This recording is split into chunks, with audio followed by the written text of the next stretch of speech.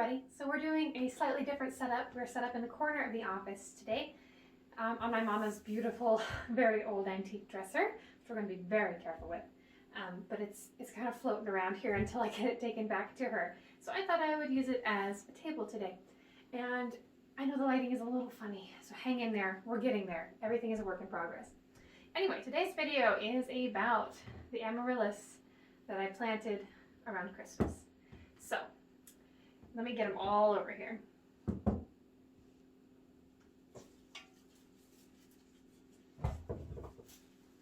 All right. There's nowhere to get behind this one.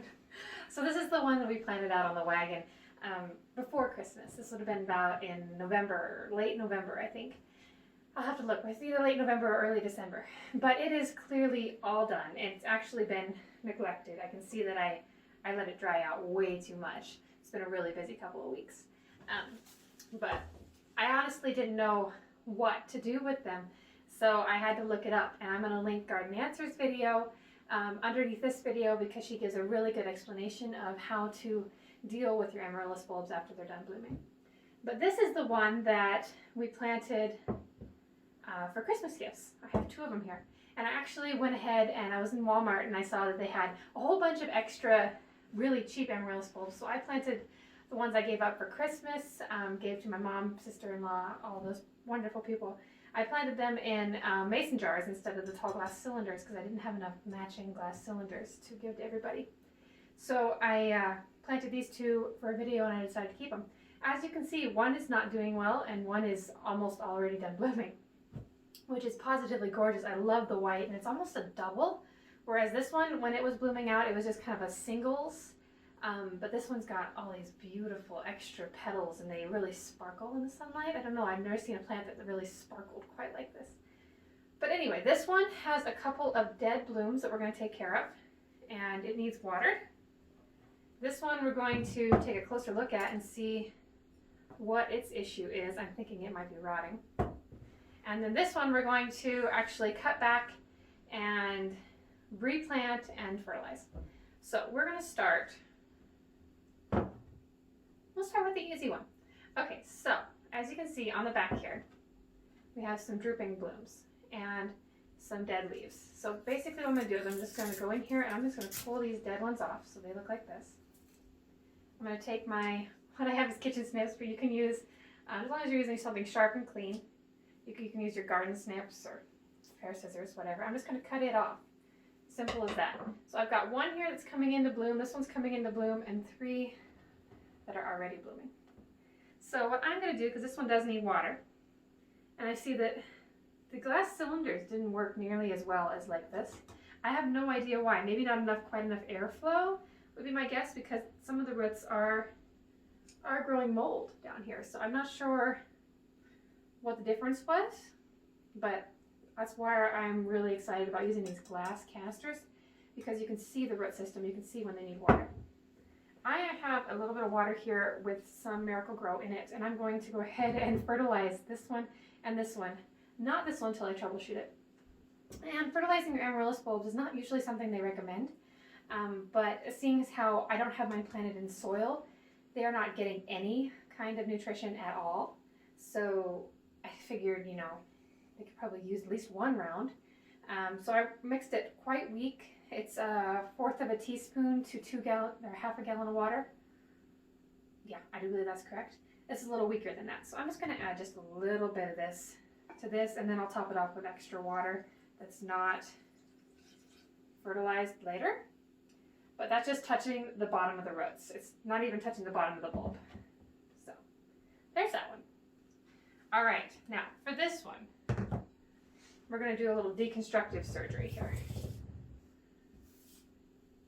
I'm going to take it, and the first thing I'm going to do is I'm going to go ahead and I'm going to take the tops of these off because the entire stalk is coming off, but I'm going to keep track of these ones that are going to make a mess a little bit tighter here. Since this is an indoor project today, go ahead and take those off, and then I'm going to go ahead and clip off these red ones, and they actually went way on by. They actually made a seed pod. So let me see what's in the seed pod. I might be something worthy of showing you. Yep, it went right ahead and made a full pod of seeds, which I don't know if there's anything you can do with that or not.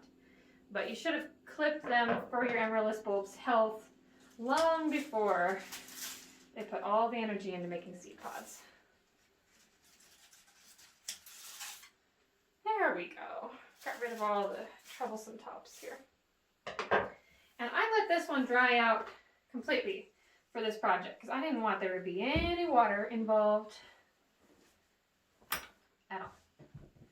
So actually it's kind of dripping liquid, so it's doing just fine. All right, so I'm gonna very gently see if I can't get these out of here. Which I'm kind of betting will be quite the project.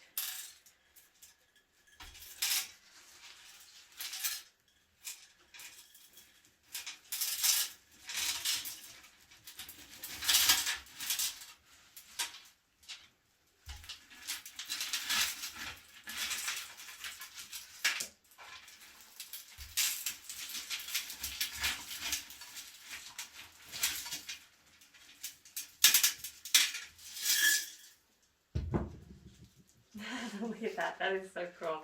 It's got so many roots, it's actually holding on to the rocks. I'm just going to shake as many rocks out of the project as I can here. Alright, now I have Amaryllis and paper whites in this mess, and after doing my research on both of them, the paper whites are, in my opinion, kind of a one-timer kind of a bulb, unless you live in like a 7 or higher growing zone and you can actually plant them in the landscape, because it's very challenging in a growing zone 5 to give it everything that it needs to come back and do its thing again. So what I'm going to do is I'm going to very carefully dislodge these. And I kind of really like their foliage. Their foliage is really pretty. Maybe I won't. Maybe I'll keep them. Keep them in there. They're not really hurting anything. I was just going to take them out. But perhaps I'll leave them in there because they are really pretty. So we're just going to ignore the paper whites on the back and work on the Amaryllis bulb. So what is suggested is you take your scissors and you just cut them at the base. And if you've got something new starting, make sure you miss it. Just like that. Oh, it looks so good and healthy. It is a little bit moldy down here at the bottom. It might have been just a little close to water, but it is doing just fine. All right, so I'm going to go ahead and add some water to the bottom of my container here, my fertilized water.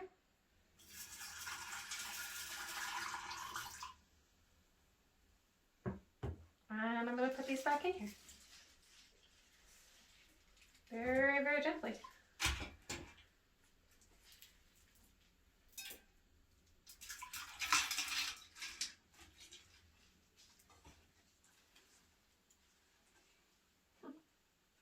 Just like that.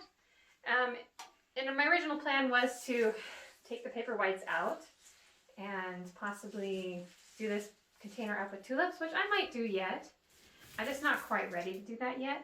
But something needed to be done to do some care and maintenance on these because they have been neglected since before Christmas.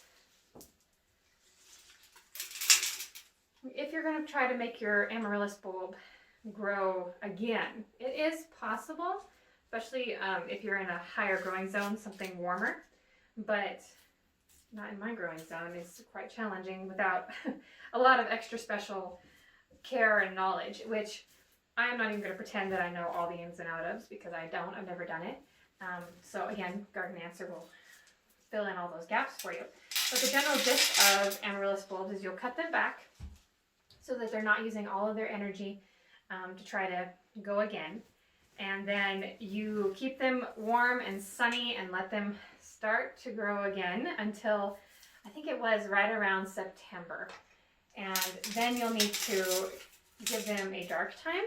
So kind of like chilling tulip bulbs, but not the same thing. They have to be in completely darkness and a certain temperature for several weeks in order to be inspired to bloom again.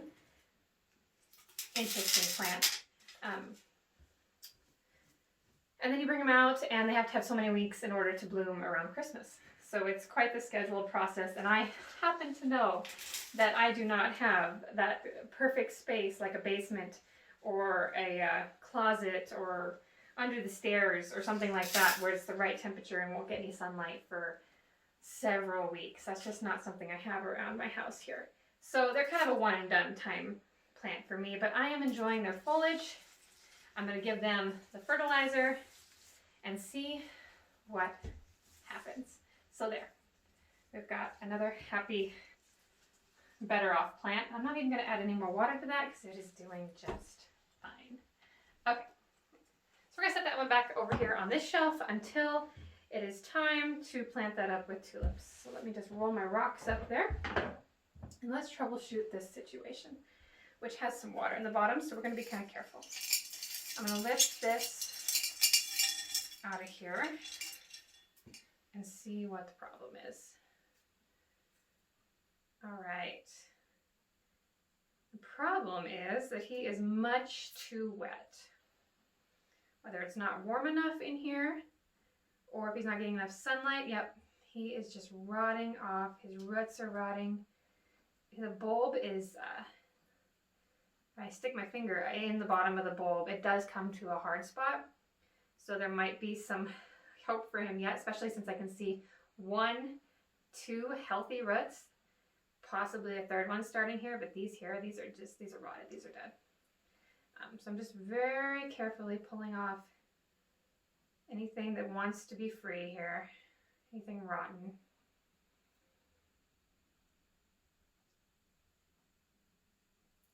And if this part of your bulb is really squishy, the base or the top, then your bulb is done. It's pretty much rotted out.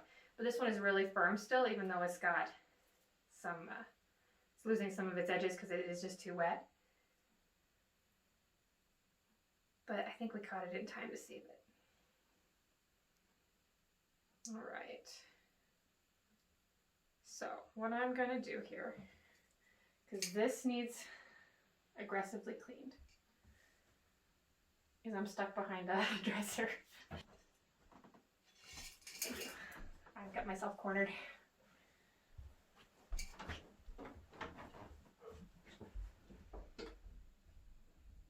That sweet husband of mine went and got me one of the Mason's jars that I planted the ones for everybody for Christmas in.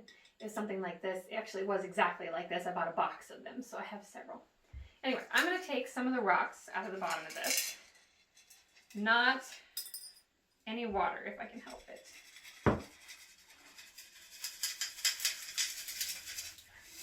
Try to keep most of the moisture in there. I kind of let those rocks dry out here. Yeah, it just got way too wet. Just too much water. Not enough sunlight. I'm sure that the sun was just, it's been really cloudy lately. Pour a little bit of water out that I got in the bottom there. Add a few rocks back to the bottom.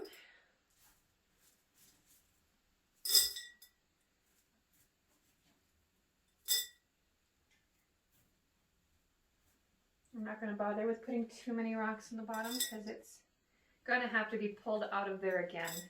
So we'll just add a few back. I am not going to add any water of any kind to this, and I'm just going to let it sit in its new jar and dry out for a while. Let it get good and dry, and then I will pull it back out, add some fresh rocks like we did in the beginning, add them up to a good distance from the bottom, and maybe I'll add a little bit of fertilizer at that time. We'll see. It might need a little jump to get going since it's had such a rough time, and then be very careful with how much I water it and how much sunlight it's getting. So, but for now, that's all we're going to do with that. So this one, I'm going to need to thoroughly clean because actually it's started to grow like a moss. So it's just very, very wet. All right, so there we are. Get this one back up here in the front of the show. It's the most beautiful by far. So that is the end of this video. I will link Garden Answers video below if you need extra information on Amaryllis care.